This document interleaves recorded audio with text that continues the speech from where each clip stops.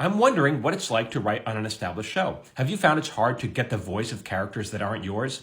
No, not really, not at all. That's the job. That's what I do. So even when my partner and I joined the staff of King of the Hill, that was season 5. So they read our work, they made us an offer. First thing we did was we talked to the writer's assistant. We said, we're going to need to watch every single episode you've done. So that was 100 episodes. So they gave us either on DVD or hard scripts of every single episode, and we read or watched and studied them. We studied the way the characters talk, their mannerisms, how they construct sentences.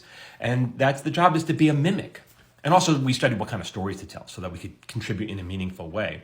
But the job is to be a mimic. So even as a child, a word would get stuck in my head, and I just liked the way it sounded, and I'd repeat it over and over again. And my parents were like, "What's wrong with him? Hit him over the head with a frying pan." But and I really, and in today, that's why I speak 3 languages. I just love studying language. I love the way it sounds. So, and today I'm also the show I'm on is on Tacoma FD, and on that show, the showrunners are also the stars of the show. So in the writers' room, they're there the whole time. I'm talking the way they talk. I'm imitating, literally imitating them to their faces, and they think it's funny. Because they're like, that's not how I talk. Yeah, it is. That's exactly how you talk. And then they sometimes give it back to me. They go, oh, this is how you talk, Jamin. No, you can't do me. I can do you.